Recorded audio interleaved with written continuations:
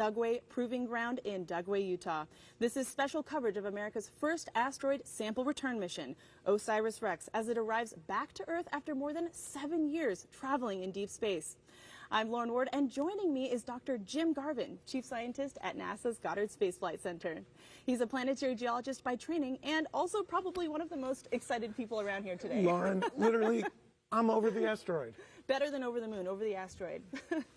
Well, I'm excited to share the stage with you today. We've got a lot to discuss and a huge adventure straight ahead. And for those joining at home, Jim and I will be taking your questions live throughout the show. You can send those our way by using the hashtag AskNASA on X, YouTube, and Twitch. And if you want to follow along this final leg of the mission at home, scan the QR code on your screen and check out NASA's Eyes on the Solar System, where you can view a complete 3D simulation and follow the OSIRIS-REx sample return capsule to the ground. And during the broadcast, you'll hear directly from the mission team, so listen very closely for those operational callouts. Before we get into the action, though, tell me, Jim, what are you most excited about? Lauren, it's the masterpiece of engineering we have here. Just think about this. In 50 years, we've gone from bringing things on the moon back with crews to all robotic sample return for science that's literally beyond words. It's sublime. So we can't wait to see what we're going to learn. We cannot wait. So OSIRIS-REx is an acronym for Origins, Spectral Interpretation, Resource Identification.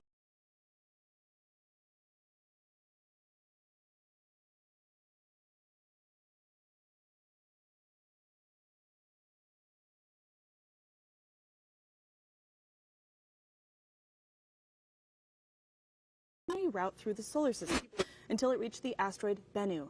Then, after more than a year of mapping the surface in exquisite detail, OSIRIS-REx made a careful descent in October 2020 to collect a sample. 3 years later, we are here at Dugway Proving Ground in the deserts of northeast Utah, awaiting that capsule containing the sample, which experts tell us is essentially a time capsule of the ancient solar system. We've got a great team joining us this morning as we experience this thrilling conclusion of this grand adventure. Sophia Roberts is located near our landing zone, and she'll be speaking with some key players in the mission. We'll also hear from James Traley, who will be tracking mission operations and bringing us real-time updates, essentially our eyes and ears inside mission control, which sounds to me like a good place to jump into the story. James, good morning. How are we looking? Yeah, good morning, Lauren and Jim. It's already been a very bright early morning for all of our team members involved in this mission. Just a little bit further north from us, about 4 hours ago in Waterton, Colorado, the team met to assess the readiness to release the SRC from the main OSIRIS-REx spacecraft. And I'm very happy to report that they gave the green light, they gave the go command officially to release the SRC from the OSIRIS-REx. Let's listen in on what that command sounded like.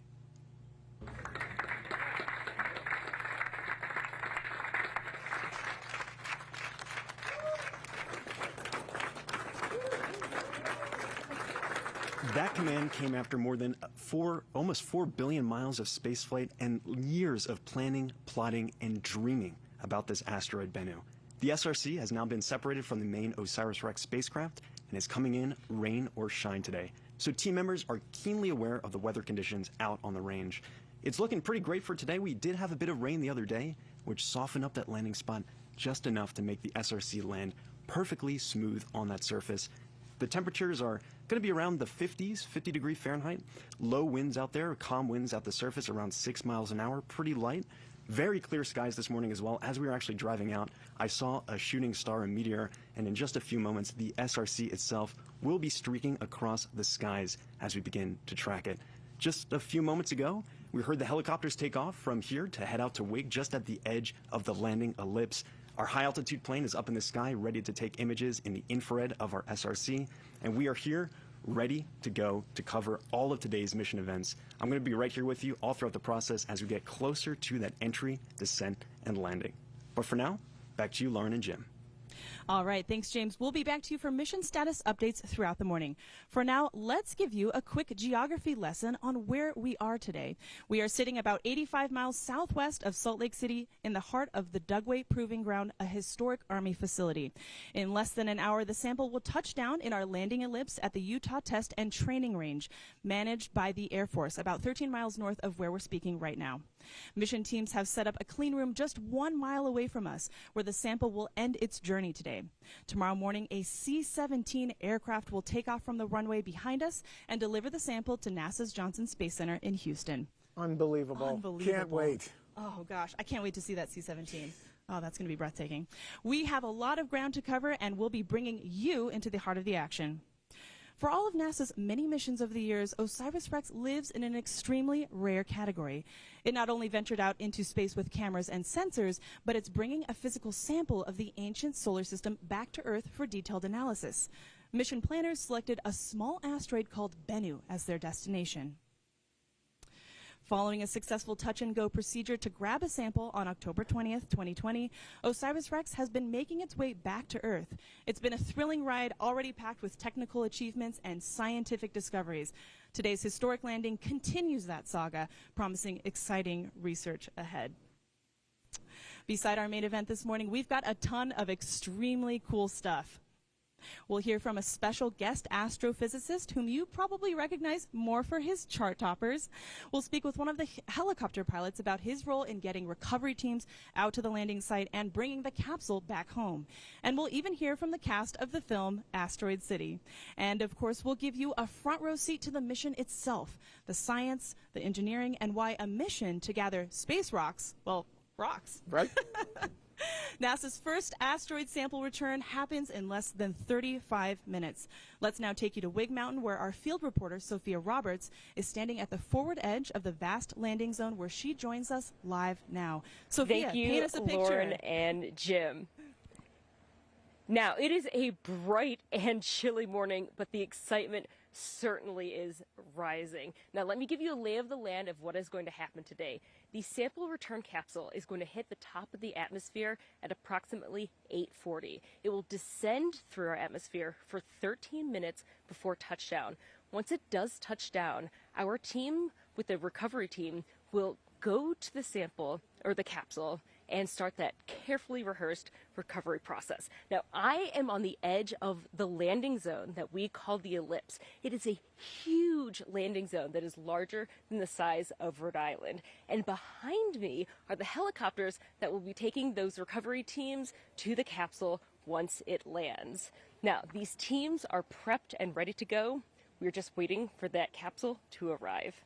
Back to you, Lauren. Wow, Sophia, I think she has the best seat in Oh the my house. God, take me there. I want to go there. All right, let's get some quick facts about the OSIRIS-REx spacecraft. Filled with fuel, the vehicle weighs more than 4,600 pounds. That's about the same size as 3 large cows. Did you know that, Jim? I did not, and I'm afraid of those cows. Let's stay away from the cows. With its solar arrays extended, the spacecraft is about 40 feet long, or the size of a short school bus. The solar arrays can power up to 3,000 watts, which is the same as a portable generator. Once on Bennu, the 11-foot robotic arm collected dust and pebble samples, while the cameras got up-close images of the asteroid. How about that? And then, of course, there's the SRC, or the Sample Return Capsule, the capsule that's separated from the main vehicle and is currently on its way to our landing zone in the Utah desert. So, Jim, I think importantly, the team can't just open up the capsule right on the desert floor, right? What happens next? So next, we have to safe it, we have to bag it, we have to contain it, and transport it to the clean room about a mile from here. And in that clean room, we will actually bring the sample return capsule in, take off the back shell and the heat shield, and carefully arrange to nitrogen purge that special sample container inside, so it does not introduce any contamination from Earth, because we want asteroid, not Earth. That's right.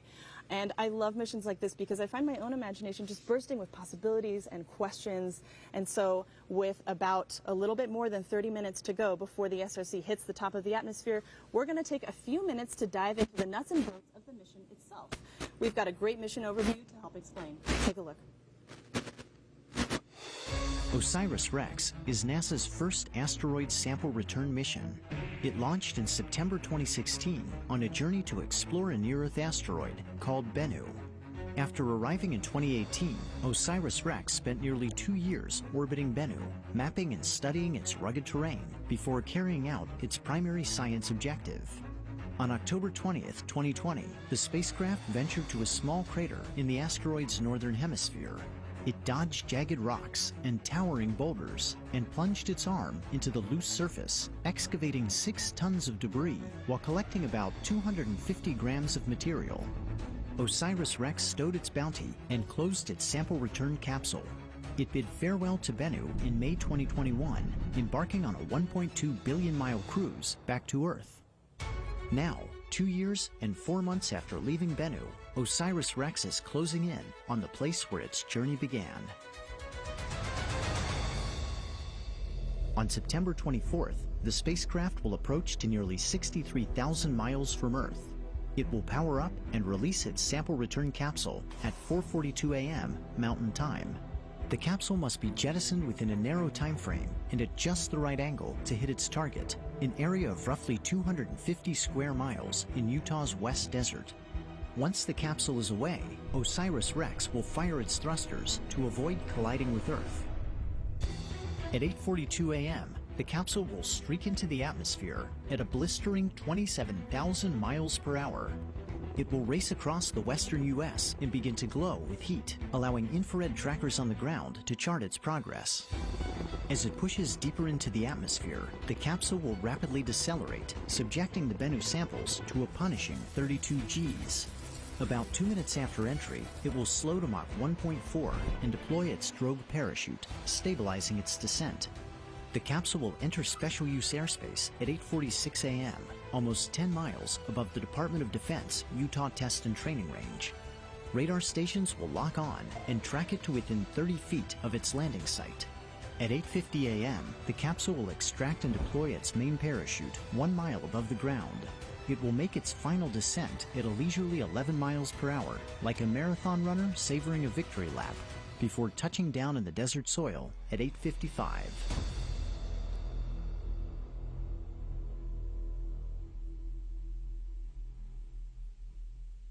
Wow, I get chills every time I see that. Me too. Amazing. All right, so we know you have questions, so please continue to send them to us using the hashtag AskNASA. But before we go any further, I've got a question for you, Jim. Why is the mission called OSIRIS-REx? It sounds like a new hybrid kind of dinosaur or something. It does, but it's actually the name of an Egyptian deity, a bird deity, but it means all the stuff the mission's going to be doing. So we're going to be searching for clues to the origins of our solar system chemically, looking at how we can ground truth all the data we have for asteroids from Earth, other spacecraft right up close with samples. We're going to look at the resource potential of asteroids, metals, hydrated water and hydrated minerals, and also consider security of our planet from these kinds of objects. It's a big name with a big mission with many things it has to do. It's multiple missions in one. Yeah, 3 missions in one, in fact. We know we have a global audience for this event, and throughout the morning we'll be taking questions submitted via social media. So let's take one now. All right, what do we have? At S4Mule_B asks, what's the significance of studying asteroids like Bennu for advancements in planetary science? These are literally the time capsules of the early solar system. With those bits and fragments we can never get here, so we go and bring them home to connect ourselves to the place we live, our solar system.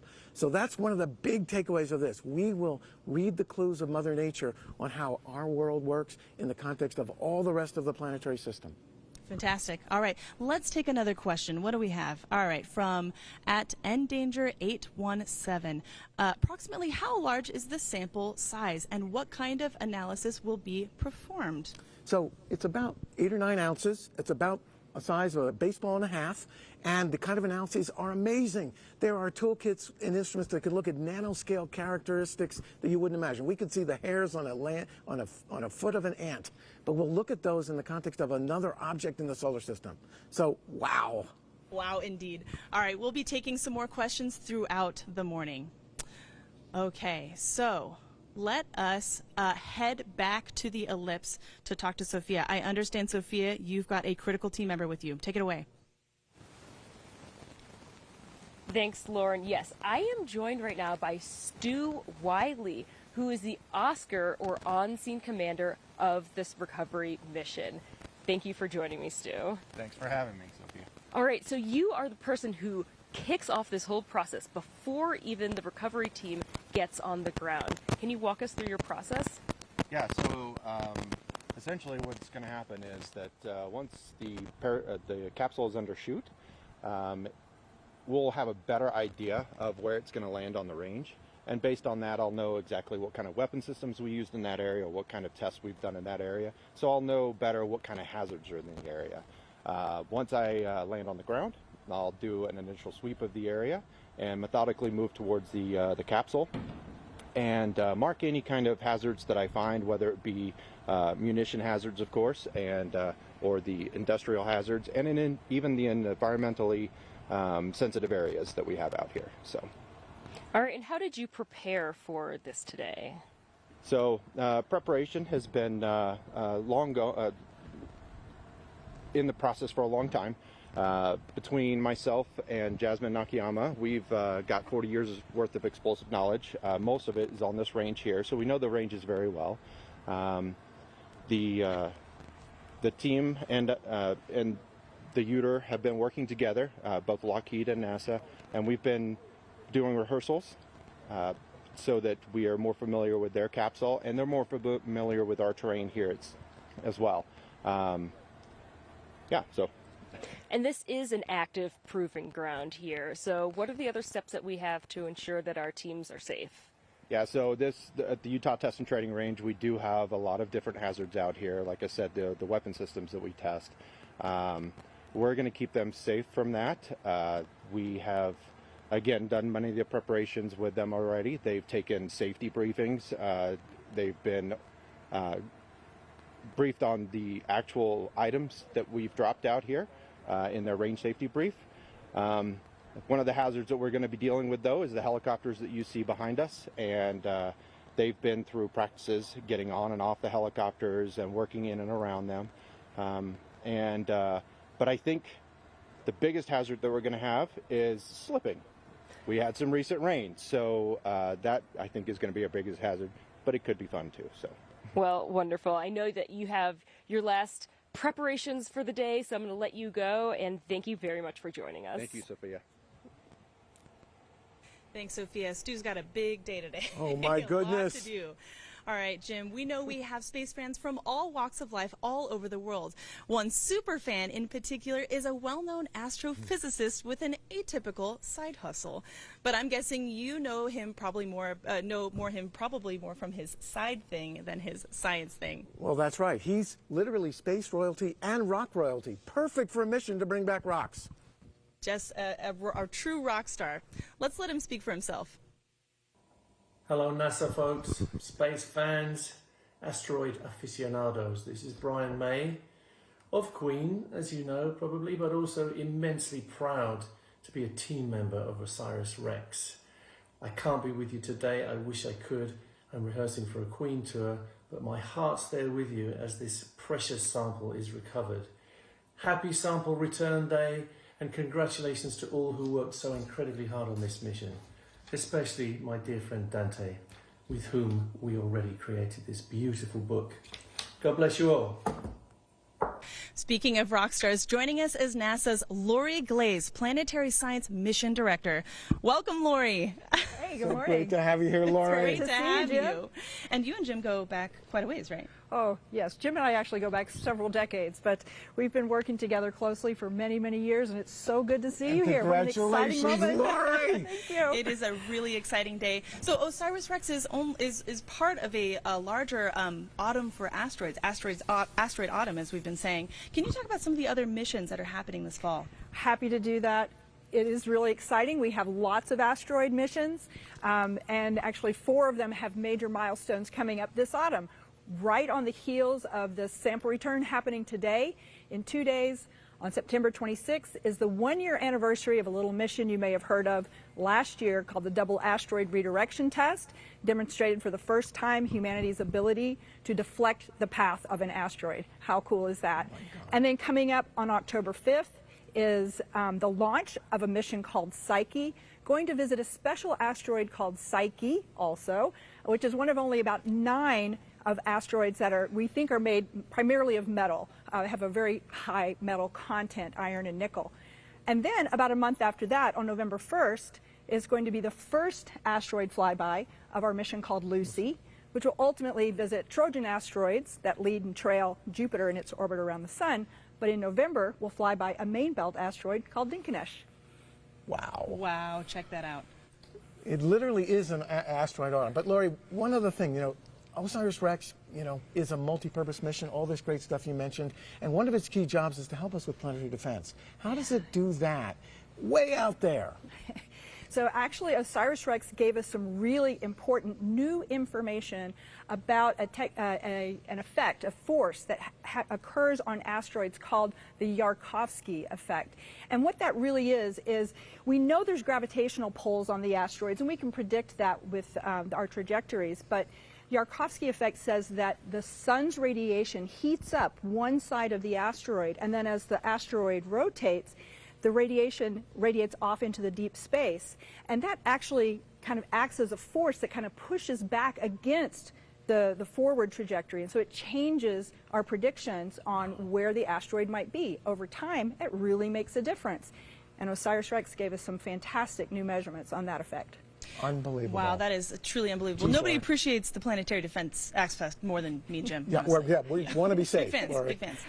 Really quickly here, you know, this isn't the end for OSIRIS-REx. What's next? Yeah, so really exciting. Now that the spacecraft has released the capsule successfully, about 20 minutes after that release, we're now repurposing the spacecraft for a new mission called OSIRIS-APEX, where APEX stands for Apophis Explorer, and it's off on its new mission to explore the asteroid Apophis, which is going to have a close flyby of Earth in 2029. All right, stay tuned, everybody. Unbelievable. That is fantastic. Well, thank you so much, Lori, for Thanks, joining Lori. us. You're going to stick around for the show, right? Oh, absolutely. Absolutely. Okay.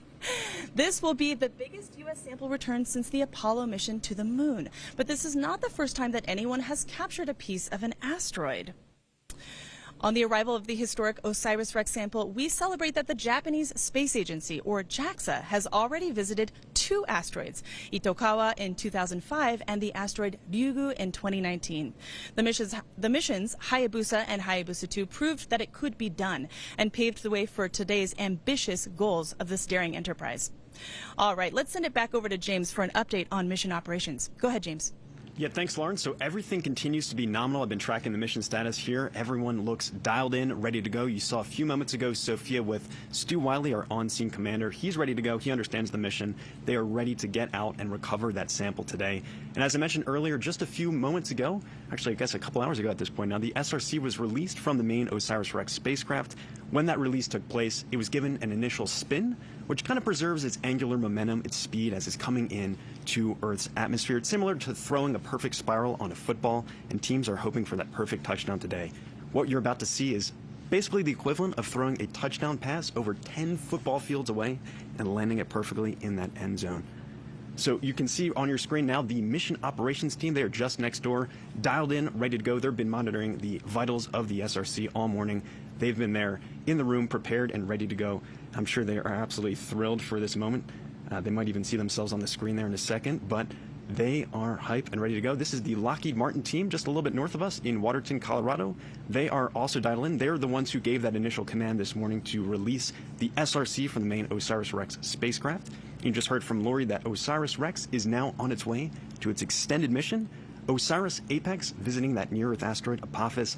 A lot coming up in just a few moments. We're going to hit that key milestone of entry, descent, and landing. 13 minutes of punishing descent through Earth's atmosphere to us here in the Utah Test and Training Range. A lot coming up in just a few moments, but for now, back to you, Lauren and Jim. Thanks, James. Very soon, NASA's Artemis program will be bringing us more cosmic samples to study by visiting a familiar beacon in the sky. Give us 60 seconds, and we'll give you the moon. Artemis 3 will be the first sample return mission of NASA's Artemis program, sampling rocks and regolith from one of 13 candidate regions on the moon, all located near the lunar South Pole. The Apollo lunar landers returned a treasure chest of samples that taught us about the history of the solar system, dating back about 4 billion years ago. Artemis missions will explore areas near the South Pole on the rim of the moon's oldest basin, the enormous South Pole Aitken Basin. Artemis will explore areas nearly 1 billion years older than those explored by Apollo. Lunar samples from Artemis 3 and future missions will help scientists interpret the impact history of the moon and Earth, as well as increase our understanding of planetary processes. OSIRIS-REx, the first U.S. mission to collect a sample from an asteroid, will return samples from asteroid Bennu. The rocks and dust collected will offer generations of scientists a window into a time when the sun and planets were forming over 4.5 billion years ago. Samples from OSIRIS-REx and Artemis could rewrite our understanding of the evolution of the solar system. And that's a look at your Artemis Moon Minute. Boy, Jim, how can you not get excited about that? Oh my gosh. Oh boy, that's going to be so cool. All right, Sophia is standing at the forward edge of the recovery zone with an update. Take it away, Sophia. All right, thank you, Lauren. We are under 20 minutes away from EDL. That is entry, descent, and landing. And I don't think there's anyone here on planet Earth who has anticipated this day more than the principal investigator of the mission, Dante Loretta. Thank you for giving us time here today. My pleasure. It's great to be here. All right, so you are here on Wig Mountain because you are on the recovery team. That's right. Can you walk us through what you're going to be doing today? So I'm part of the environmental sampling group. From day one, this mission has paid attention to keeping that sample pristine. And we're going to come down. We had some rain on Thursday. Most likely we're going to be encountering mud out there. We're also interested in the air quality and any water that might be standing, just so in the very rare event that any of that material somehow comes into contact with the sample, we have a record of it and it won't compromise our science. Oh, wonderful. And I think one of the really exciting things about a mission like this, especially with you working with the University of Arizona, is that you're partnering with educational institutions. So can you talk a little bit about the legacy that a mission like this has? Yeah, thank you. I'm a professor at the University of Arizona in the Lunar and Planetary Laboratory, and our history goes all the way back to the Apollo missions. The founder of our lab, Gerard Kuiper, mapped the moon, helped pick the Apollo landing sites and the Surveyor landing sites, and we have been involved in every major NASA planetary mission since then. And really the best part of having a university lead a program like this is that it's a great training ground for the next generation. I've been on this program almost 20 years, and I've watched multiple generations of students grow up, become professionals, either join the team. We always take our team members on board when we need to fill roles, or off into other careers in aerospace engineering, science, and many other disciplines. It's really great to foster those incredible questions about our universe. Absolutely. And I know that you need to get back to your team to go on that recovery process. Yeah, big moment's almost here. Yeah, so thank you so much for joining us, and best of luck out there today. Thank you. All right, back to you, Lauren. Great, thanks, Sophia. Wow, I can't wait for Dante to get his moment in the sun. Goes Dante. That is amazing. All right, so Jim, the whole OSIRIS-REx spacecraft is not coming back today, right? It's just a part of it. That's right. This is the whole spacecraft, 40 feet long, the size of a school bus, but this special little thing here, the sample return capsule, is bringing home the goodies. And that's what we've just released, and it will be entering the atmosphere, and you'll be hearing all about it. And the samples were collected at the asteroid back in October of 2020 from this TAGSAM thing that inserted them in the capsule, and the capsule was released. So that's what comes home. The rest of this goes on to Apophis. That's right. We just heard Lori talk about that. But let's move over and take a look at this this replica SRC capsule. Now, this was an engineering model that was used in tests a few weeks ago for a drop test. Can you talk a little bit about the engineering of this? That's right. This is a very special spacecraft, just like a small version of what we use to bring crews back when they come back home to Earth from the space station. It has a heat shield. It's about 30 inches across, so it's pretty big. It weighs over 100 pounds. Has a back shell, and inside it has the goodies, the sample return canister and the small sample canister. So this is the vehicle that brings those samples protected from all those changes in environment from the top of the atmosphere, 13 minutes of descent to the touchdown point that we're waiting for today. This is a very special spacecraft. It absolutely is, and it also was used in a drop test, as I mentioned. Let's take a look at some of that footage now. Right. So just a couple weeks ago, we dropped this replica, this engineering test unit, from 5,000 feet with a parachute deployment and went through all the operations, the choreography we need to actually make sure we can do it today. And that's what's going to be coming up. And it worked wonderfully. We inflated the big 24-foot parachute. It floated down to the surface at 11 miles an hour. We went through all the recovery operations, the safing, the bagging, and the containment to come over to the clean room here, where we'll be doing that today to make sure those samples are from Bennu, so we can study them here on Earth and not contaminated by our wonderful Earth. That's right, and you know it's the actual SRC that they use because it is covered in dirt, as you can see on here. This is dirt, scratch marks. All the scratch marks, yeah. It's a rough ride, it's the real deal. but we need it to come home. This Absolutely. is a real sort of homecoming. Right. So there's a lot of science in missions like this. Not only is the SRC a treasure chest with material from the ancient solar system, but the mission itself is a platform for vital research about a range of things that you might not have expected. SciFly's mission is to collect visual, infrared, and spectral data on spaceflight vehicles, including the OSIRIS-REx sample return capsule on its return to Earth. This gives engineers and scientists unique insight into our most challenging questions about hypersonic fluid dynamics by providing data critical to flight safety systems. The scientifically calibrated in-flight imagery team uses ground-based sensors and instruments flying on various aircraft to image asteroid sample returns, launch abort systems, parachute tests, rocket launches, and capsule returns, including Artemis 1 on both launch and reentry. The data we capture provides engineers with information on vehicle performance relative to what computational tools and wind tunnel tests predict. It takes extensive planning to get it right.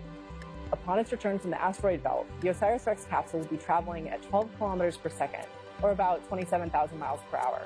That's nearly twice as fast as objects coming back from low Earth orbit, and it will be among the 4 fastest human-made objects ever to fly in Earth's atmosphere. In partnership with the Japan Aerospace Exploration Agency, Rocket Technologies International, and universities in Australia and Germany, SciFly is coordinating 3 ground stations and 4 aircraft to collect data on the sample return capsule's trajectory, heat shield performance, and the plasma environment surrounding the capsule as it speeds to the surface, all of which will help NASA understand its performance and help future planetary entry missions succeed. Joining us now is NASA's Kate Calvin, Chief Scientist and Climate Advisor. Kate, thank you so much for being here. Thanks for coming. Thank you for having me. It is wonderful to have you. All right, so as NASA's Chief Scientist, you're looking at the big picture. How much teamwork across the agency has made a day like today a possibility? A mission like this takes a big team, both within NASA and without. So outside of NASA. So the mission is managed by Goddard Space Flight Center in Maryland. The sample is going to be going to Johnson Space Center in Texas after it leaves here. Marshall Space Flight Center in Alabama does the overall program management.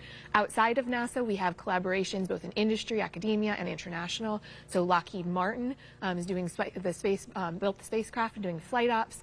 Kinetics is doing navigation. Wow. We have a science team led by the University of Arizona. And then we have recovery operations. Helicopter 1 has departed wing to station keep outside the landing ellipse.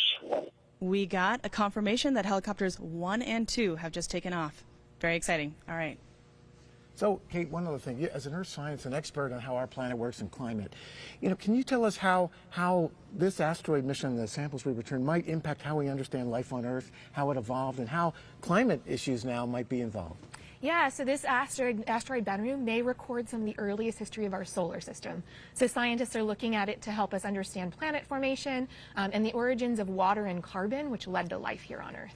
That's incredible. That is incredible. And, Kate, I know you've been to several launches. That's our typical bread and butter here at NASA. But this is more of a homecoming. How does that feel to you? It's great. The environment here is so nice. Being with the team and thinking about, this spacecraft launched 7 years ago. And now there's all this amazing science just around the corner. Can you believe it? The team has really been working hard. And are you going to stick around for the show?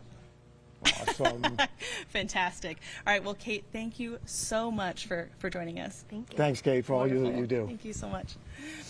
This seems like a perfect time to dig into some more information about Bennu.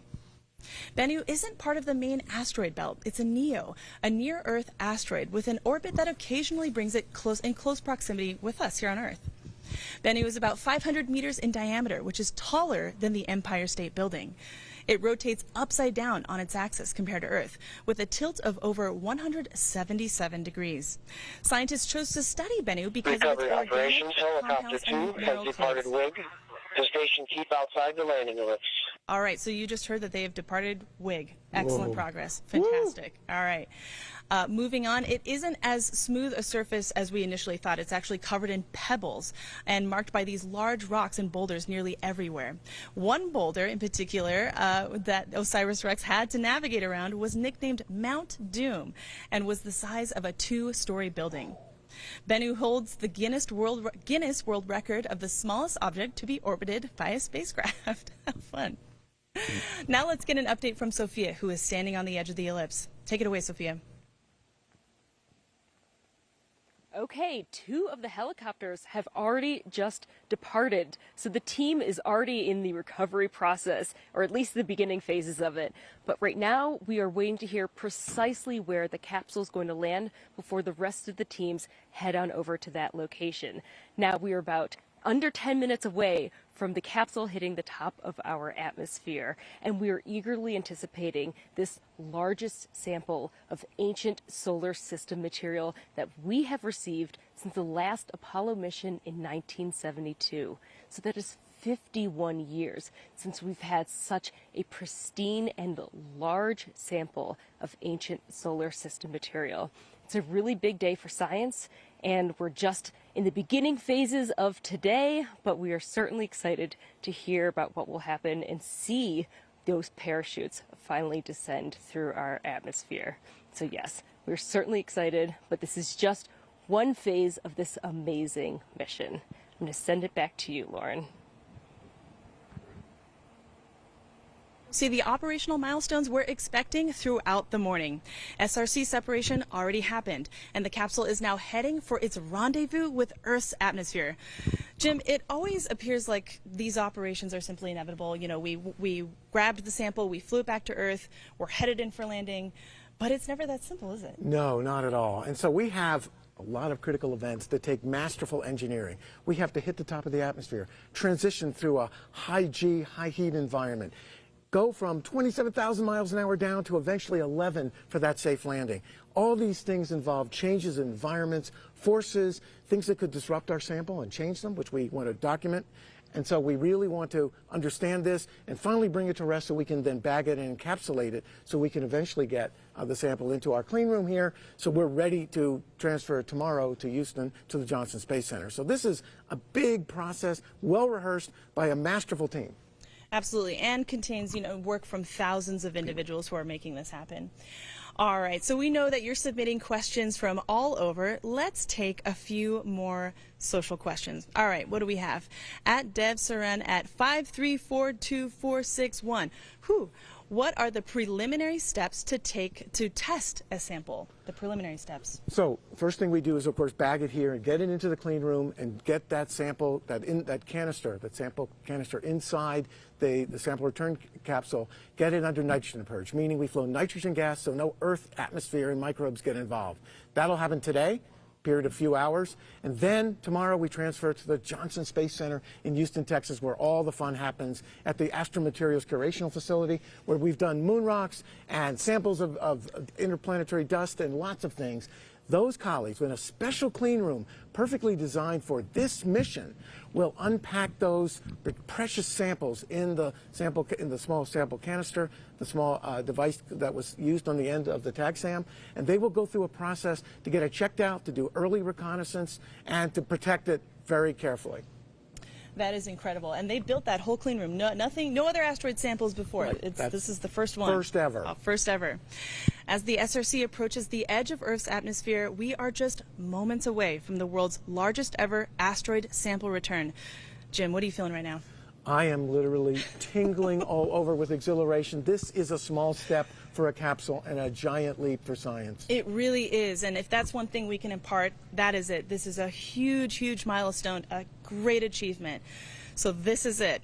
We are just 15 minutes away from the OSIRIS-REx sample return, a journey of 7 years and nearly 4 billion miles. The work of thousands culminates in this moment.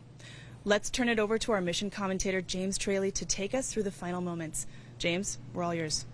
Yeah, Lauren, buckle up and get ready for the ride of entry, descent, and landing. This is 13 minutes of crazy descent, punishing crazy deceleration of our spacecraft, starting at 27,000 miles per hour when it enters into Earth's atmosphere, and eventually slowing to a leisurely 11 miles per hour as it descends and lands on the Utah Test and Training Range. Recovery operations. Helicopters 1 and 2 have arrived at the holding location. So good news, our helicopters are ready to go and begin those recovery operations just as soon as we have confirmation of touchdown here. And as the sun begins to rise in the west coast, the SRC is going to be streaking across the atmosphere above San Francisco, California, about 82 miles in altitude. It's going to be coming in hot, over 5,000 1,000 degrees Fahrenheit, almost a couple seconds after it hits that atmosphere. That's about half as warm as the surface of the sun, to give you some context. But don't worry, our sample will be safe and sound within. We have a heat shield, which is made of a phenolic impregnated carbon ablator. It's a very fancy term to describe what's going on with this heat shield. It basically ablates away or burns away any kind of heat flux that develops on that outer shell, making sure that our sample is safe and cool within. Similar technology that we use with astronauts coming back from the moon or any kind of other landers that we have going into planets and moons. So we're just a couple moments away from this key moment. It's going to be very exciting next couple 13 minutes here, and you'll hear a couple call-outs come in from just next door in our mission operations team as they begin to get us ready for this key moment. It's a journey of 3.86 billion miles getting reduced to the scale of mere miles, 82 miles above the surface of the Earth in San Francisco. A couple key events are going to happen as soon as we get into the Earth's atmosphere. Very quickly we're going to deploy our drogue parachute. This is for stability, stabilizes our descent, and make sure that we are continuing to target that landing ellipse that is here in the Utah Test and Training Range. It is a 36.5 by 8 mile landing ellipse that is here, marked out for that recovery operation. You see on your screen now the mission ops team eager at the edge of their seats for that first call out of Earth atmospheric entry. Very exciting moment coming up in just a few seconds here. We're about 20 seconds away. You see the team at Lockheed now, all standing ready on the edge of their seats. This team, I'll remind you, just a few hours ago gave that command to release the SRC on this long journey. It's been on its own for 4 hours. There's nothing we can do at this point. It's coming in, rain or shine. EDO milestone. The SRC has entered the Earth's atmosphere. UTTR tracking assets have acquired. And here we go. Start your stopwatch right now. We are 13 minutes of entry, descent, and landing. We have that expected milestone of entering into the Earth's atmosphere. We can see the team at Lockheed, and we actually have a visual now. This is from our infrared tracking camera on the WB-57, our high-altitude plane, at about 47,000 feet MSL, mean sea level, getting a great view of that SRC heating up as it enters into Earth's atmosphere. The punishing deceleration that spacecraft, that SRC, is experiencing right now as it comes in at about 27,650 miles an hour. You can see it glowing brightly in the sky. And in just a few moments, we're going to reach peak heating and peak deceleration. That's at 32 G-forces, punishing G-force on our SRC, a phenomenal view of that streaking SRC coming in across the sky.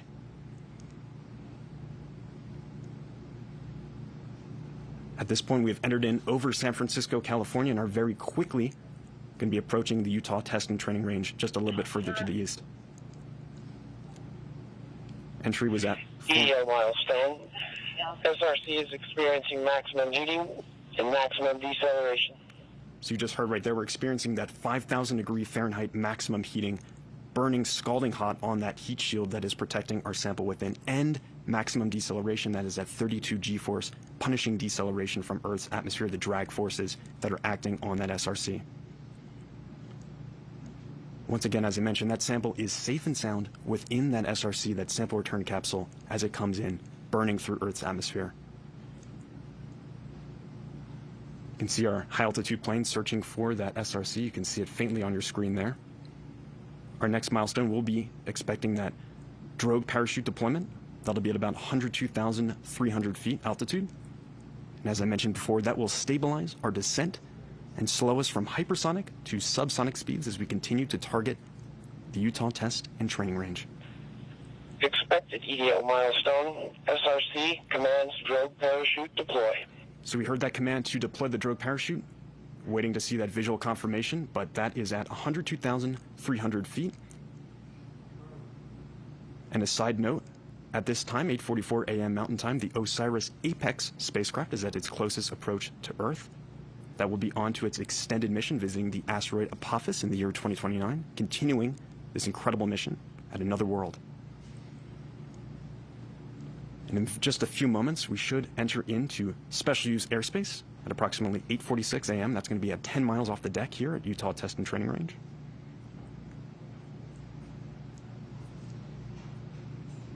You can still see that SRC on your screen very faintly in the distance.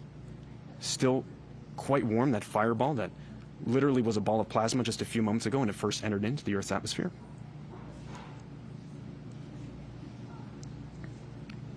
That SRC is nearly 3 feet wide, 1.6 feet tall. It's a small object, so quite a a challenge to track this as it comes searing into Earth's atmosphere.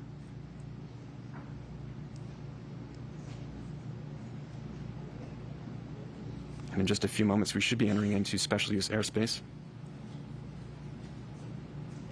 This area was specifically chosen for this mission. It's a wide open, vast desert space, relatively flat, perfect to land this sample today.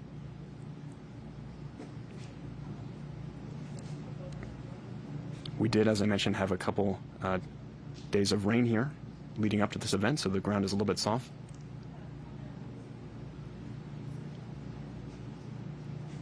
You can see our SRC.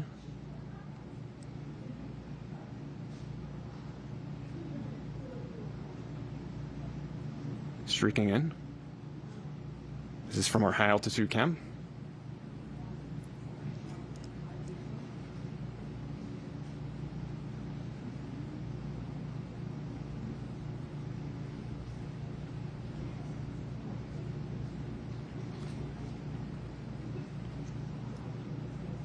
Our next milestone, we should be expecting main parachute deployment at around 8:49 a.m. Mountain Time. That will be at around 5,000 feet elevation. We continue to track with our high altitude camera here.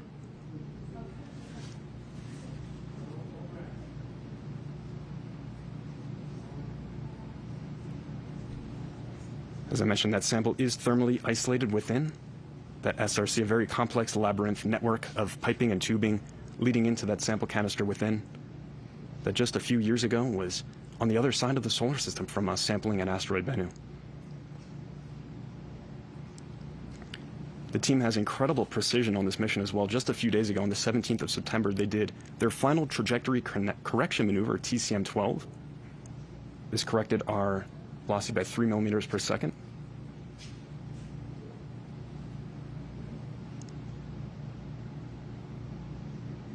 We see CDL milestone. We have confirmed parachute deployment. Wow, and after an exhilarating streak across Earth's atmosphere, we have parachute deployment. You can see just a sigh of relief from the team. I can hear some applause here. There is that orange creamsicle colored parachute, just a delight, a sweet delight to see in our sky here over the Utah Test and Training Range. A phenomenal view, just wonderful to see that deployment. That is at around 5,000 feet elevation above the Utah Test and Training Range. And now this is like a marathon runner savoring that last lap here as we approach the finish, that landing in the Utah Test and Training Range. Wonderful to see that. We continue to track. This is with our high altitude camera still, that WB-57.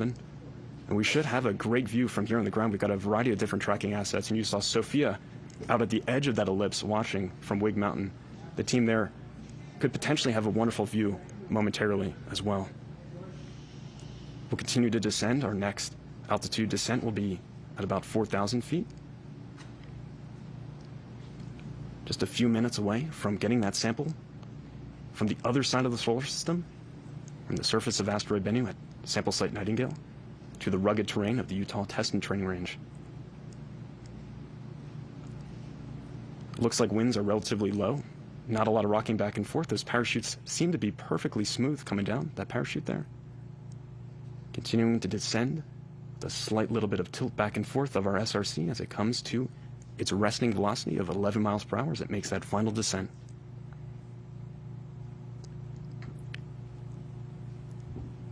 That parachute deployment was given internally by the spacecraft. All of what you're seeing now is autonomous on board that SRC.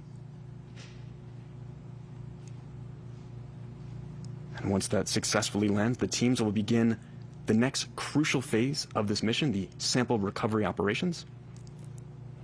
They've been rehearsing for this moment for months, literally years really, leading up to this key moment, and are ready to begin those operations to get that SRC into our portable clean room here and extract that sample canister within. According to my watch, we're about 5 minutes away from landing with our SRC.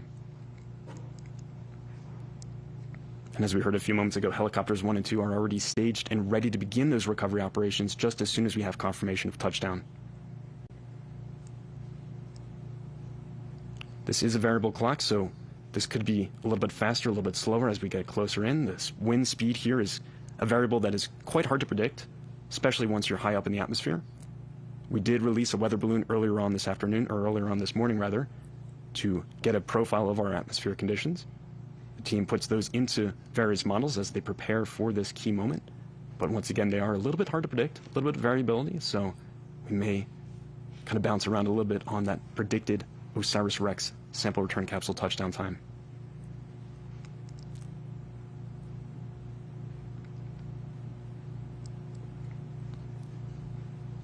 The ground really closing in now on that SRC. EDL milestone. Helo 1 has visual on the SRC below the chute. That is phenomenal. Let's see that view here from that first helicopter. They've got visual on the sample return capsule under parachute, that orange creamsicle colored parachute, really bright in the morning light over the Utah Test and Training Range. A great view of the SRC we can have now from our helicopter as it continues to make its final descent to the terrain below. And once again, just setting the context for this, when we first hit the top of the atmosphere, we were at 27,650 miles per hour. We are now leisurely decelerating under our orange parachute to 11 miles per hour. Incredible amount of deceleration there, as Earth's atmosphere really helped us out quite a bit, getting that initial deceleration, our drogue parachute initially stabilizing our descent, and then ultimately that main parachute bringing us home.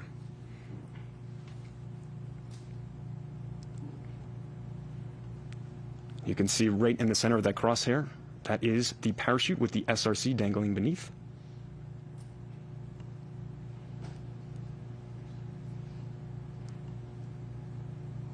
The team on the WB-57 doing a EDL great milestone. job. We have touchdown. I repeat, EDL. SRC has touchdown. And touchdown of the OSIRIS-REx sample return capsule. A journey of 1 billion miles to asteroid Bennu and back has come to an end, marking America's first sample return mission of its kind and opening a time capsule to our ancient solar system. Unofficial touchdown time, 8:52 a.m. Mountain. And the team can now breathe an immense sigh of relief. We now have the sample return capsule, the SRC, containing pieces of the asteroid Bennu. You see the reaction there just moments ago as they got that sample back on the ground.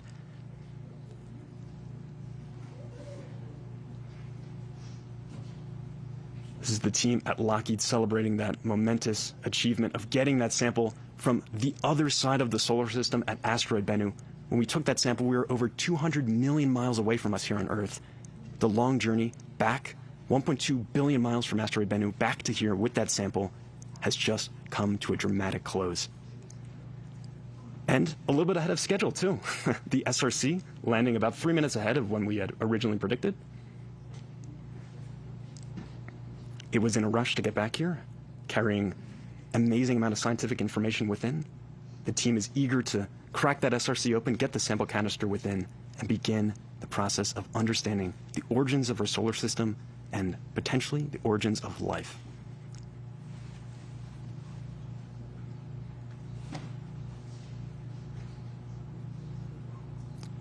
We're not in the clear just yet. A key piece of the mission is about to get underway. This is the recovery operation phase. Once the team has officially confirmed the exact touchdown location, they'll be flying out on 4 separate helicopters and will operate much like a Formula One pit crew, if you will, to recover the SRC, take environmental samples at the landing zone, the LZ. Everyone has a role to play. It's going to be simultaneous action as they get that SRC recovered and begin to do an environmental safety sweep, collecting samples along the way.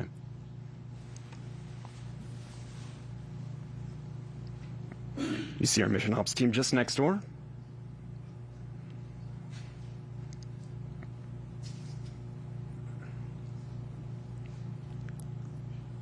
I once again remind you that the sample canister itself is not actually going to be opened here at Dugway. The next phase of the operation is simply to get that SRC into the portable clean room that has been specifically set up for this recovery operation. The team will then remove the heat shield protecting the SRC and its precious cargo within the entire descent through the entry, descent, and landing, remove the back shell, and then extract the sample canister within the tag sim that just a few years ago collected pieces from the asteroid Bennu. Today, the goal is to get the sample recovery canister. Operations. Helicopters 3 and 4 are leaving rig for the landing ellipse. You see some big smiles from the team there. They are getting those helicopters out to the landing ellipse now to begin those recovery operations. The first person to approach the SRC is Stu Wiley, our on-scene commander. You see the helicopter, the last of them, taking off from the Wig Mountain just at the edge of that landing ellipse. These helicopters will have a trip out to find that exact touchdown location of the SRC and begin those recovery operations. Stu Wiley, our on-scene commander, will be the first person to approach that SRC. He'll do an environmental safety sweep, checking for unexploded ordnances. As he mentioned in his interview earlier with Sophia, he understands this range. He's worked here for a number of years. He will brief the team on any possible dangers that would be presented to them as they begin those recovery operations. And then a team member from Lockheed Martin will begin to take gas and thermal readings once the area is safe of that SRC to determine whether or not it is at safe operational levels for the rest of the team to begin the recovery operations.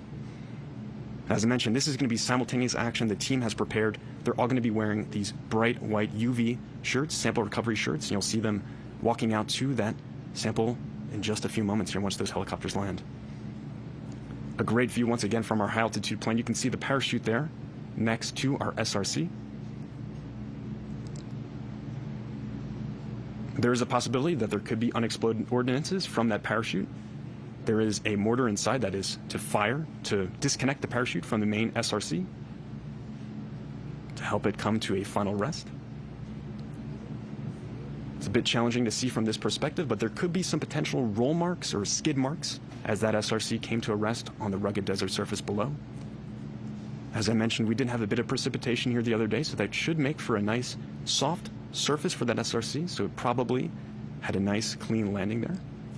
The team will assess as they get out there and check exactly how our conditions are for the SRC and the surrounding area. You heard Stu mentioning the team might need to wear some boots. The operations could get a little bit slippery as they begin to recover that sample. And this is a pristine sample from the ancient solar system and could hold the clues to how everything around us came to be, from the formation of the planets to the origins of life here on Earth. Needless to say, this is precious cargo, and the recovery team is fully aware of the gravity of the situation and the importance of what they're about to do today with these recovery operations. You can see it looks like our parachute has come to a stable rest. The winds were pretty low today, so it looks like it is not billowing at all. It is almost perfectly flat, at least from this perspective, on that desert terrain.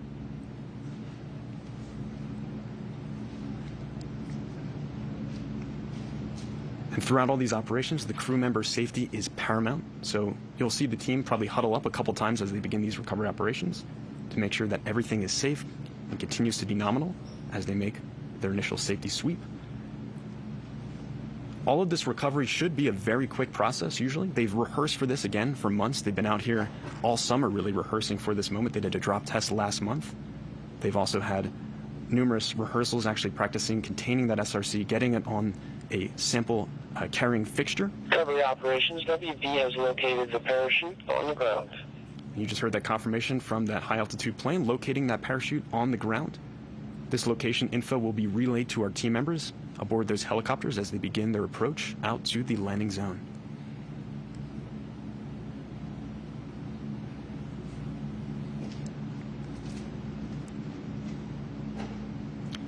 We do have that confirmation from the high altitude plane, as you just heard. We're still working to get confirmation from our NASA helicopter. It is on its way out to that landing zone as we speak, so we should hopefully have that view up in just a few moments. You continue to see our team just next door, the mission operations team, all looking at that high altitude view. Right in the middle there, just pointing around with the UV white shirt, is Rich Witherspoon from Lockheed Martin. He has been leading a lot of these operations for the past couple months. He's been preparing the team for this exact moment and really has been a great leader helping us get ready for these recovery operations.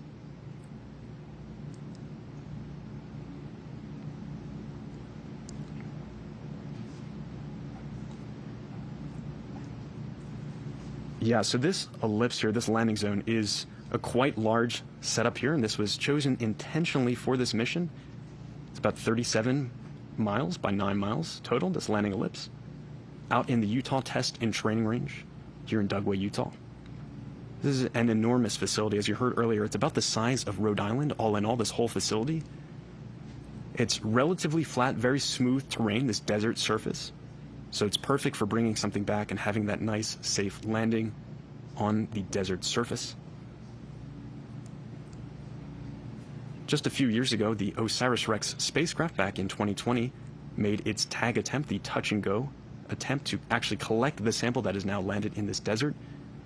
When it did that, it was only at the surface for just a couple seconds, descending at a speed about 11 centimeters per second, just a little bit faster than a baby that is crawling. It's a very slow pace, but they were able to successfully get that sample and bring it from the edge of our solar system back to us here at that Utah Test and Training Range. You can see our full screen view here of that high altitude view, looking at the parachute at rest on the surface of the desert. This is at the Utah Test and Training Range. It's a wide open expanse here, and the team has this positional info, and they'll be relaying that to our helicopter teams to begin those recovery operations.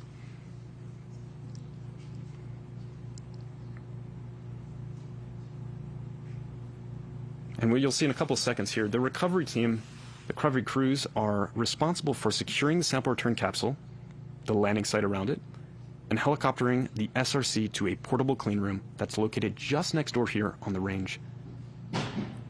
And just a little bit later on, it's going to be attached to a 100-foot long line beneath one of the helicopters, and then will actually be flown to the clean room. This was determined to be the best possible way to transport that SRC safely and efficiently, to get it on a nitrogen purge and maintain the pristine nature of the sample within. As I mentioned, this is an enormous ellipse, 37 by 9 miles. It's a large expanse to cover by car. It's a very bumpy ride out there as you kind of start to make your approach across this rugged terrain. With the helicopters, it will be approximately a 20-minute flight back with that SRC. They take it at a nice slow pace, effectively parading the SRC around, just giving it its last big moment as it is served its purpose officially at this point of getting that sample canister safely here to Earth. Once we actually land and begin those recovery operations, you'll see a lot of team members out beginning to take samples, both air and also soil samples from around the area. These are places of interest for the sample curation team that will actually open up the sample canister in the coming days down at the Johnson Space Center in Houston, Texas. They have a phenomenal sample curation facility there, and these samples from Asteroid Bennu will join a historic collection of other asteroid materials, including samples from the Apollo mission, samples from both the Stardust and Genesis missions, as well as Antarctic meteorites that were collected by our scientists. In the coming days, we'll actually know exactly how much sample we got back from Bennu. The original mission requirement was 60 grams of pristine sample from the asteroid surface. Based on some very clever engineering, the team believes that they have potentially 250 grams, or 6 times that mission requirement, inside.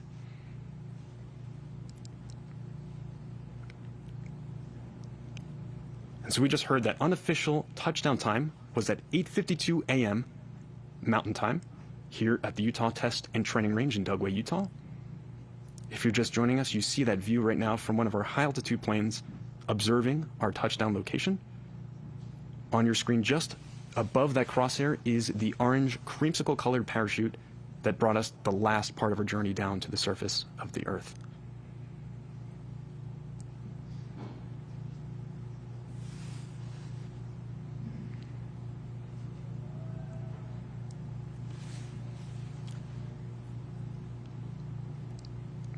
You heard from Jim earlier that that main parachute is about 24 feet across. Fairly large parachute that helped us decelerate on our last leg of the journey.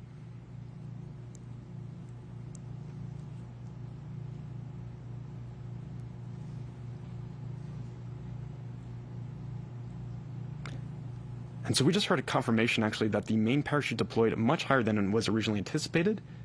It was originally supposed to deploy at about 5,000 feet elevation, but it actually deployed at around 20,000 feet, so much higher up. So that would explain our kind of earlier touchdown time than expected here.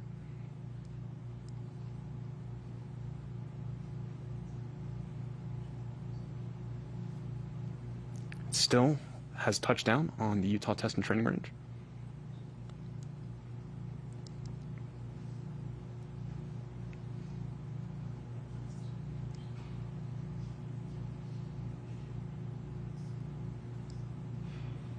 Team members continue to fly out to this location aboard helicopters. As I mentioned, there are 4 recovery helicopters in total.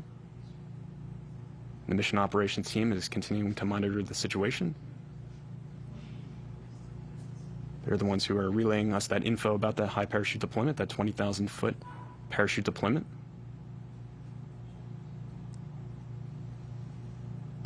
They're going to be assessing the situation from their end here, relaying any possible info over to our recovery teams as they begin to make their trip out to our SRC.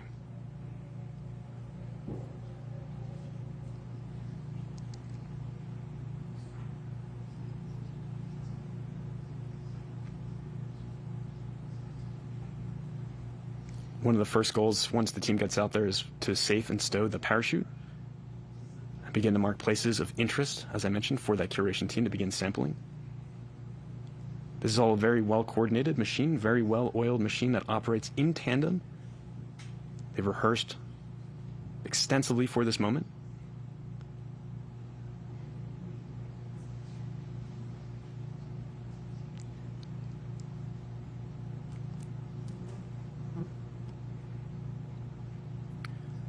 So we just heard from the team in that mission operations room that they have visual of the parachute, that orange parachute that you saw on your screen moments ago. But we do not yet have visual confirmation of the SRC itself. The team is continuing to survey the region, looking for that sample return capsule.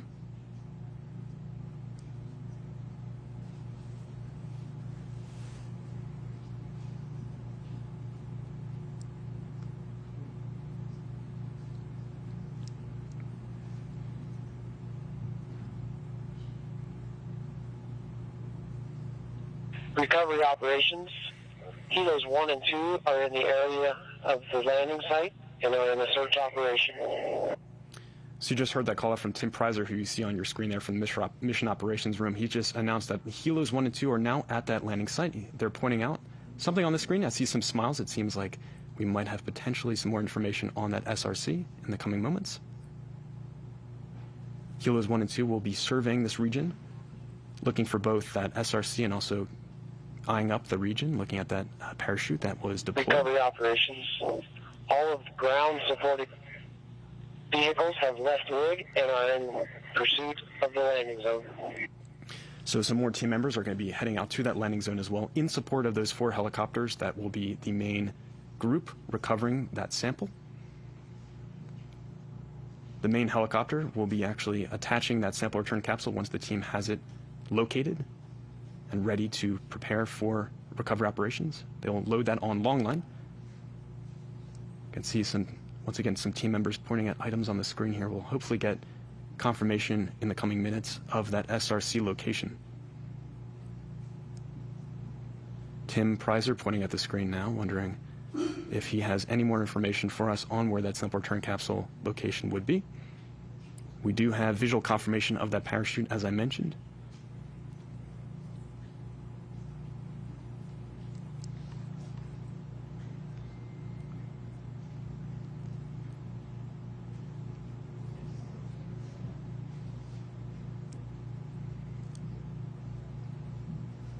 Rich Witherspoon radioing out to the team. And now we have a view from our helicopter of the landing location. You can see the sample return capsule dead center on your screen, that kind of dark gray black object right there.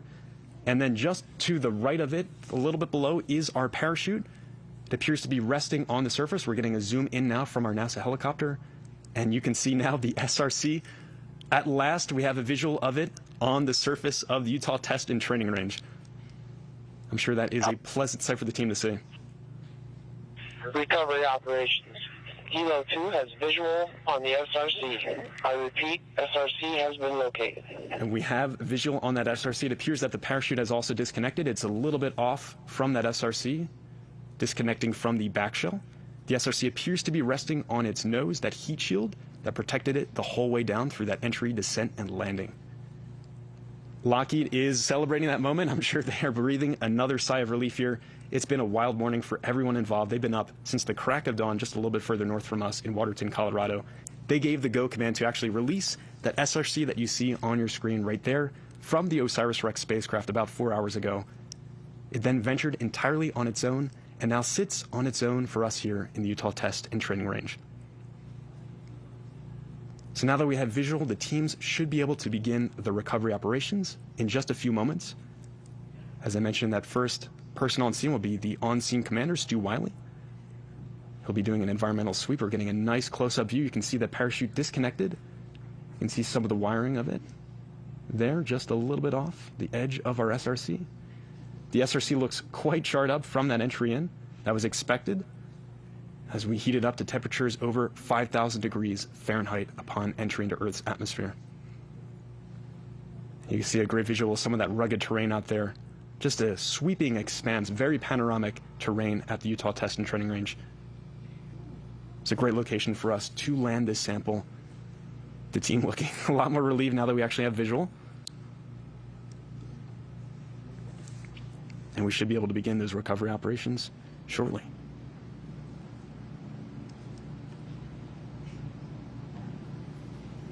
Inside that sample return capsule are pieces of the asteroid Bennu.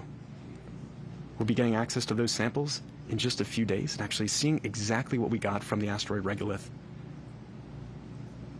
This mission continues to amaze me and everyone involved here. The engineering is ingenious for this mission, getting us with a robotic explorer to the edge of the solar system, collecting that sample, safely stowing it, and then actually transporting it back here to Earth for us to open up and analyze.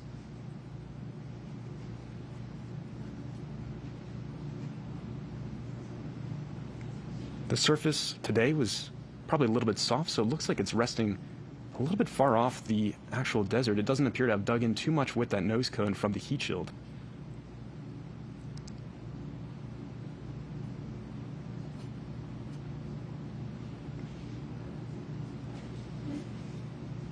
You are here with us as we witness this historic moment. It's the first time the United States has delivered samples from an asteroid to Earth. And these samples will be analyzed for decades to come in laboratories around the world.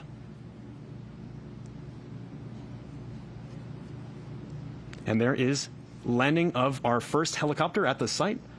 Appears to have a nice soft landing. We're just probably a couple hundred feet. Recovery operations. Helo 1 has landed at the recovery site.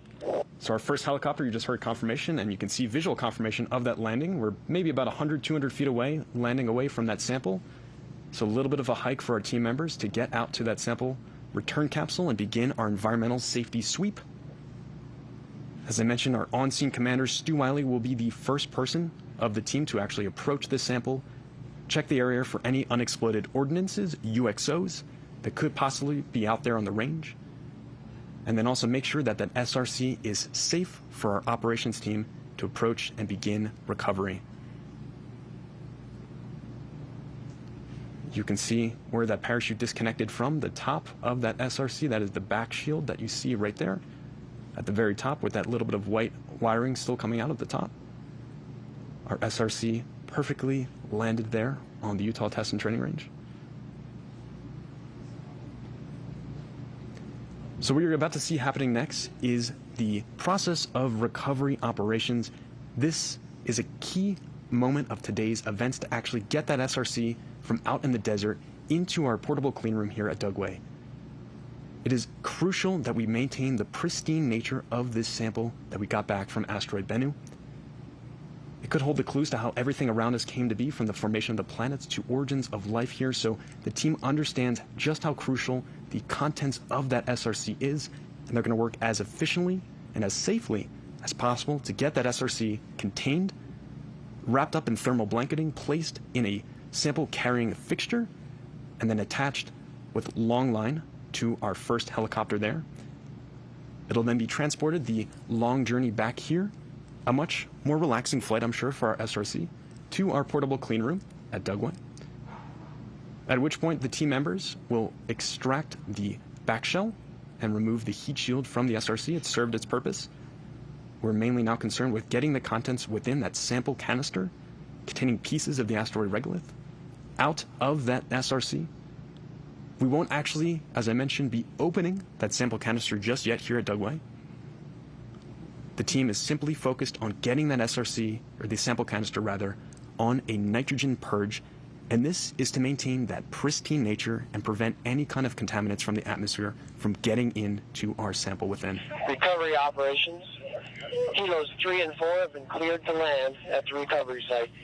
And the rest of the team is closely behind, ready to land at the recovery site to begin operations. This will be simultaneous action that you'll see here once we have the clearance from Stu Wiley to begin our recovery operations.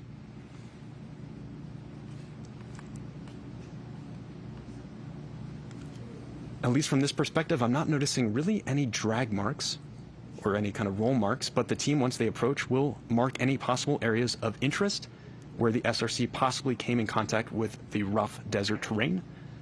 All of these regions will be sampled by our recovery team and will be passed off to the sample curation team at the Johnson Space Center as they begin to unload and actually open up the sample canister there, exploring the contents within and making sure that no possible contaminants from the surrounding landing location got into our sample. We're getting a wider view now. We should have the helicopters that have landed nearby coming into view, potentially. The team really taking extra precaution as they approach the SRC. As I mentioned, team member safety is paramount during these operations. There are possible potential areas of concern as the team begin these operations, including the temperature of that SRC. You see it looks quite charred there. It could still be a little bit warm. As I mentioned, it heated up to over 5,000 degrees Fahrenheit. So as the cool desert air begins to cool down that SRC, we want to make sure that it is cool enough for our team to actually begin those recovery operations. We'll also be checking the gas levels of that SRC to make sure that it is not outgassing from the batteries within, heating up during that reentry. We'll also be making sure that there is no live voltage present. And we see a view now from our high altitude plane that has visual of those helicopters landed nearby, just at the northern part of your screen. You can see one of them on screen now. The top of your screen there, it is centered up. There is our helicopter, and it appears that we have our on-scene commander potentially walking over. This is once again our high altitude WB-57 shot of our helicopters landed at the LZ, our landing zone. You can see some movement on the screen. It appears some team members might be approaching our SRC at this point to begin those recovery operations, the initial safety sweep.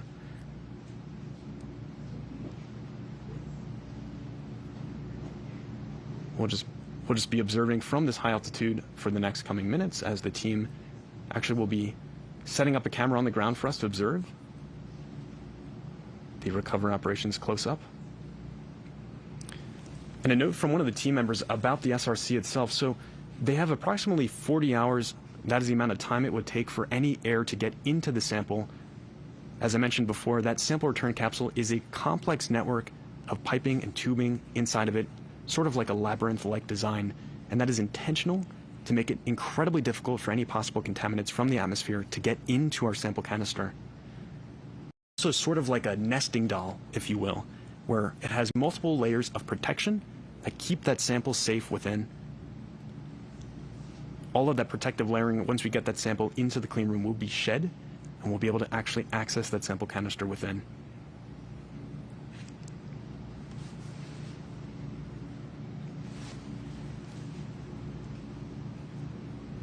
The main goal, as I said, for today is to get that sample canister on a nitrogen purge. That is to maintain its pristine nature. And we have visual once again from one of our helicopters here orbiting around the landing location.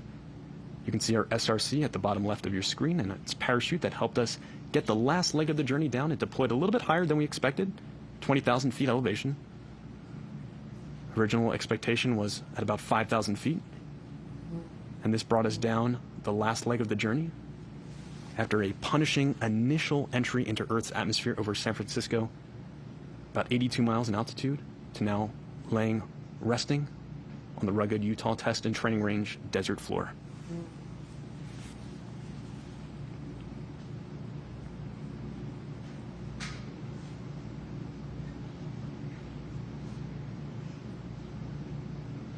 Recovery operations. Recovery team is in the vicinity, beginning their initial assessments. So you just heard confirmation from Tim Preiser that the team is beginning to actually approach the SRC for that initial environmental and safety sweep. You'll soon see our on-scene commander, Oscar, Stu Wiley, approaching that sample return capsule. As I mentioned before, he'll be checking for any possible unexploded ordnances. You can see our mission operations team. They have been overseeing all of this morning's events, and they're going to continue. There we go on screen. You can see front and center there, Stu Wiley, our on-scene commander, and right behind him is Victoria team. They are both wearing personal protective equipment, gas masks. That's for their own safety as they approach, as there could be potential outgassing from that sample return capsule's batteries heating up during re-entry. You can see him scanning the region. He is checking for any possible unexploded ordnances, UXOs. Recovery operations. Oscar is performing the unexploded ordnance survey. And you just heard that he is in fact doing that survey right now. You can see him walking around the SRC. This is the first person to come in contact with this SRC since it was on the other side of the solar system. We had sent this on a long journey, the OSIRIS-REx spacecraft. Finally delivering the sample, he is motioning over to Victoria team, who is shortly going to approach and begin taking some gas and thermal readings. You can see her walking over and must have given the clear for her to proceed. A little bit closer. Stu continues to pace around the surrounding area. All over here, the team will collect samples. He'll begin to place flags. You can see in his backpack, he's got a couple flags waving in the breeze. Those will be placed at areas of interest for our team members to sample once they arrive and begin those recovery operations. Victoria is now appearing to take out her thermal and gas reading devices. She's taking an initial thermal reading of that SRC as we speak, looking for it to be at an operational temperature of around 100 degrees Fahrenheit. Operations. Lockheed Martin Safety is performing hazardous environment assessments. And you just heard that confirmation. So she is performing that hazardous environment assessment, checking the thermal temperature of that SRC, as well as taking any kind of gas readings to make sure that we are at safe operational levels. She is also leading over. This is Victoria team from Lockheed Martin. Stu continues to sweep the area around her for the safe operation of our recovery crew members.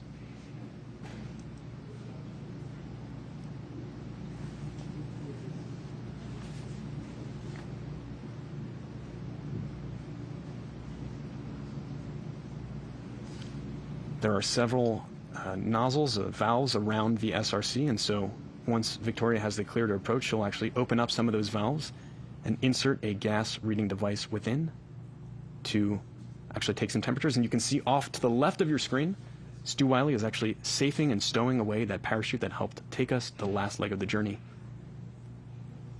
It's great news that that disconnected from the SRC. That allowed our SRC to rest as it is now here on the surface of the Utah Test and Training Range. It appears with minimal dragging.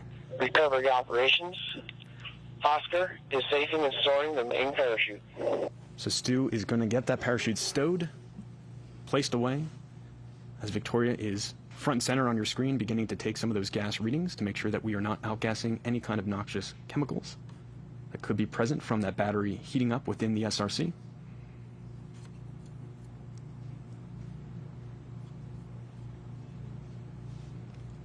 And Stu is walking back to the team with that parachute. So the SRC battery is comprised of lithium disulfide, and as such, the possibility of toxic vapors exists if the battery packaging has been damaged during entry or landing. Discharging could cause potential presence of hydrogen sulfide from those batteries heating up, or carbon monoxide. And so that is why Victoria initially had her gas mask on. It appears she has now actually taken it off, so it appears that the gas readings indicate nominal conditions. Recovery operations. Lockheed Martin Safety has confirmed no hazardous gas. And you just heard that confirmation. So the safety assessment is successful. Victoria has confirmed that with her gas readings and thermal measurements of the SRC. They'll then go back over, Stu and Victoria, for a team huddle to prepare the rest of the team to begin the recovery operations and actually get this SRC into our clean room here at Dugway and continue the operations. You can see the Lockheed Martin team, the bottom left of your screen, just overjoyed with this moment. This is years of careful planning and preparation leading to this final phase of getting that sample back here to our clean rooms. I'm sure they've been holding their breath all morning, so they're getting closer to finally being able to take another breath and relax as we actually will begin our recovery operations, a key part of today's events. And you might see Victoria approach over and over once again to that SRC to continue to take gas readings. At this point, she appears to be covering up the back shell of that SRC, placing a Teflon cover over.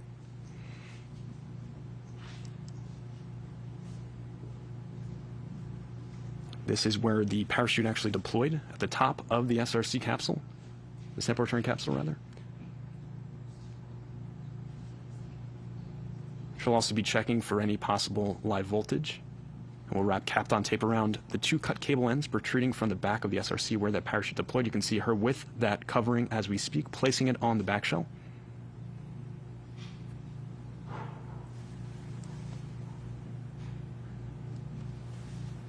And she has successfully placed that shielding on the back, that Teflon cover. Stu walking around behind, checking the rest of the scene, walking back with the parachute that he now has safely stowed away. And you'll see Victoria opening up a couple gas valves on the SRC, taking those gas readings. She'll continue to do this throughout the whole process. She's also placing covers on those gas vents too to prevent any kind of contamination from atmospheric particles, particulates entering into that SRC. She's photographing the scene as well too. This is to keep careful note of exactly the procedures that she's going through for her team.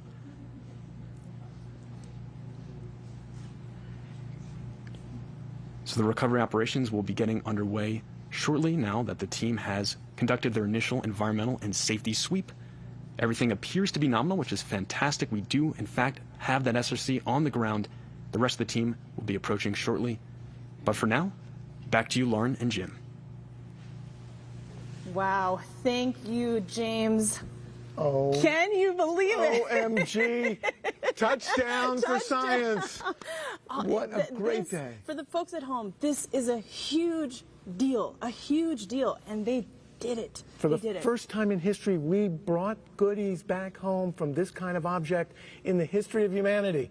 So this is big. This is so huge, and we're all breathing a big sigh of relief. Obviously, we're not completely out of the woods here, and we'll be monitoring what's going on and keeping you abreast of everything that's happening.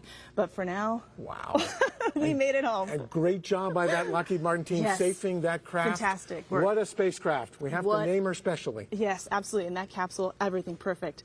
So while the capsule was making its way to the ground, mission teams... operations, all event covers are in place. All right. So we're making good. progress. We're making progress. All right. So while the capsule was making its way to the ground, mission teams in the Colorado control room and the mission ops area here in Utah were, of course, riveted by the live images. These teams have watched and nurtured this mission for more than 7 years of spaceflight, and even longer in terms of construction and design. Gosh. Wow. Amazing. 11 years since it was selected to fly. What a job, folks. Just fantastic. A lot's happened in 7 years. All right, so let's get an update from where the action started this morning. Sophia, tell us everything. Okay, firstly, I want to say we are so grateful that the capsule is on the ground and in good hands now. Now, from here, from Whig Mountain, I am overlooking the vast landing zone, which, again, is larger than the state of Rhode Island. So, during that time, listening to James's commentary of the capsule coming through our atmosphere, we're all standing on the edge here, looking and scanning through the sky. But just to give you some context again of where I am, I'm about 4,000 feet up, overlooking a vast, ancient seabed. So the mountains that are peppering along the edges over here, they are very muted colors. It's a beautiful pastel out there. And as we're looking over through the sky, it's hard to see because there's alkaline dust from this ancient seabed. And considering that the capsule has landed on the edge of the landing zone, even though I'm as close as I could possibly be, I didn't see anything over here. I will say I'm a little disappointed, but grateful that that capsule is in the most capable hands it can be, and that is the most important thing out here. So while I didn't see with my eyes myself, we saw it on the screen, and it's still a great day. So back to you, Lauren. Wow, thank you, Sophia. And thankfully, we got that great image from the NASA helicopter. Wow. Just well done to that team. Thank you for that. So while we're keeping an eye on ongoing operations to prep for the SRC transport, we have a special message from someone who keeps a close eye on the entire manifest of the space agency's travels around the solar system. Hey, everybody, congratulations to the OSIRIS-REx team. You did it. You designed it. You built it. And you carried out the first mission to collect a sample from an asteroid. And after a 2-year journey, it has touched down at the Utah desert. It brought something extraordinary, the largest asteroid sample ever received on Earth. It's going to help scientists investigate planet formation. It's going to improve our understanding of asteroids that could possibly impact the Earth, and it'll deepen our understanding of the origin of our solar system and its formation. This mission proves that NASA does big things, things that inspire us, things that unite us. Recovery operations, we can confirm that the SRC is not breached. Beyond our reach. And the mission continues with incredible science and analysis going to come. But I want to thank you all for everybody that made this OSIRIS-REx mission possible. It wasn't mission impossible. It was the impossible became possible. Thank you all. And just as a reminder, we are keeping those operational milestones going, so you will continue to hear that throughout the broadcast. Thankfully, the SRC was not breached. Fantastic, fantastic news. All right, as anyone who pays just even a little attention to modern spaceflight knows, there has been more activity above the planet in recent years than ever before in human history.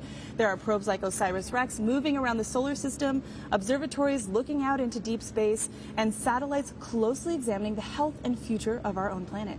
There are also human explorers, and we are so fortunate to have 2 of them with us here today. Joining us now are NASA's astronauts Butch Wilmore and Suni Williams, scheduled to launch on Boeing's crew flight test aboard Starliner to the International Space Station. Butch and Suni, thank you for joining us. Oh, we are honored to be here. Super exciting day. What a thrill. Congratulations. Absolutely historic. How are you feeling? Pretty amazing. It's like, wow, this is what, dreams and imagination is fueled with. This is just amazing. So, it can go from the movies, but this is reality, and we're doing things that people couldn't even believe could happen. It's amazing. Yeah. And also, we've both landed under capsule, under parachutes. There's not much better feeling when that parachute opens, I'm telling you. And it was maybe not equal, obvious. Pretty close to exciting and intense, and that parachute opened, it was thrilling. Absolutely thrilling. Yep. Yeah, it's fantastic.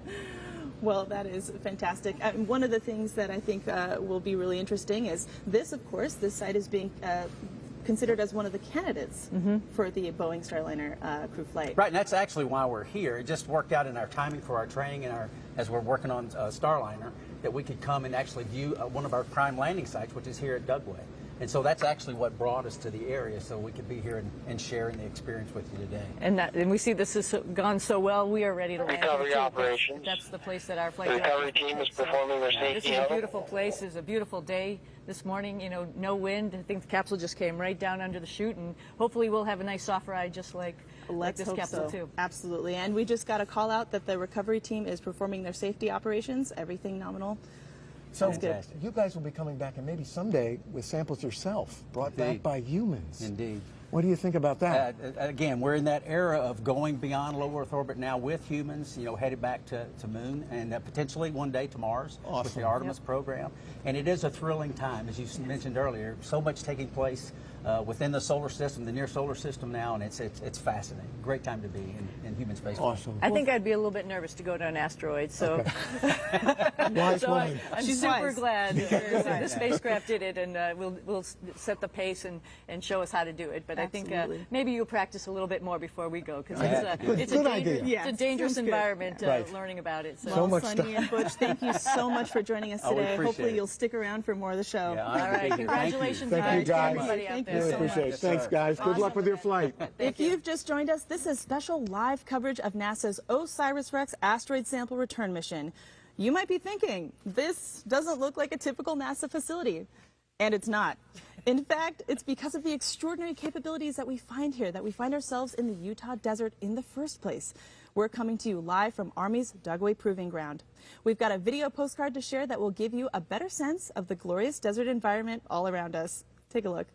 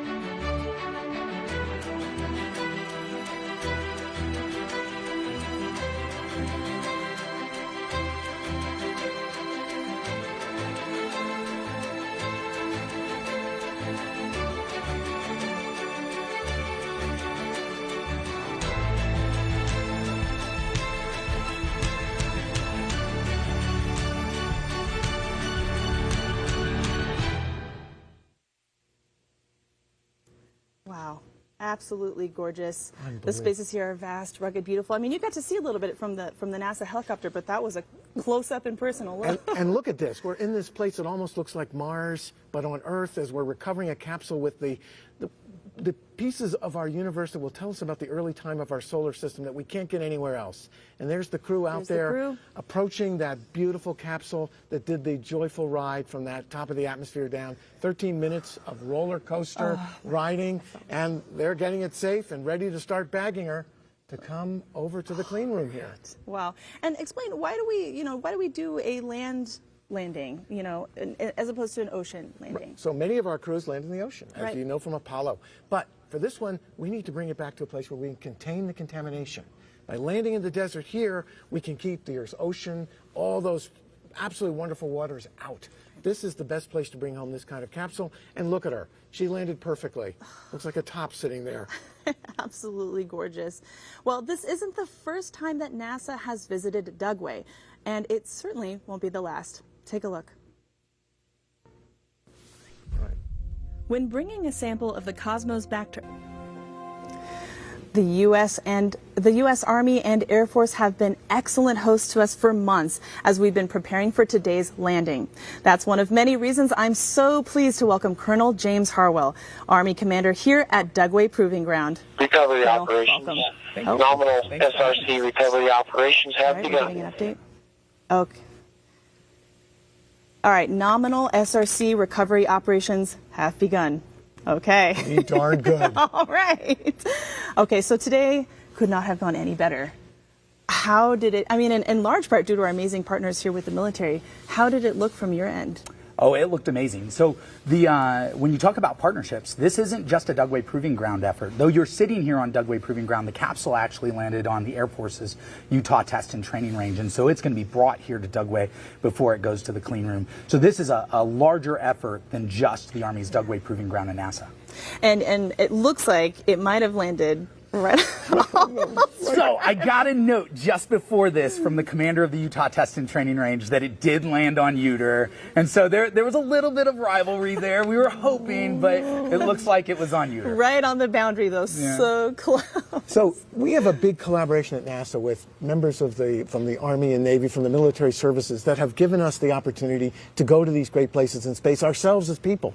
And can you tell us a little about the training and other fantastic things you do prepares these people to be crew for flight into space? Yeah, so if you look at it, the Army is the greatest leadership lab in the world, the types of problems that we have to solve on a day-to-day basis. And we have some of the best workforce that is available. So here at Dugway Proving Ground, we do chemical and biological defense testing. We're part of the Army's Test and Evaluation Command. And so anytime a piece of equipment is going to go into a service member's hands, it's tested by one of our amazing members of our workforce. But we also do training here. And so it gives a chance for folks to come and do things in a realistic environment. And that really allows them to hone those problem-solving skills. Right. So that's why the crews are so good who come from the Army and the Navy and the Air Force. Yeah, we'd like to point out it was an Army astronaut this week who went over who set the record. Oh, well, there you go. Well, we couldn't let you go without wishing you a very happy birthday today. Happy birthday. Today is your birthday, and you got a piece of the solar system. How about that? I don't think I could have gotten a better present from NASA. No. And this is the rarest stuff we've ever had on Earth. It is. And I mean, when we're talking about the origins of life, and that's one of the I have the coolest job in the world. A couple months ago, I was here, and out on the Utah Test and Training Range, we got to go out to an archaeological site and see 12,000-year-old footprints. And now we're going to get to see the material from the origins of the solar system. I think we've set the bar pretty high, and so my kids think I'm cool today. I don't know what we're going to do to top this. Well, we think you're pretty cool, too. Yes, yes, sir. And thank you so much for joining us. We've really loved having you. Thank you so much.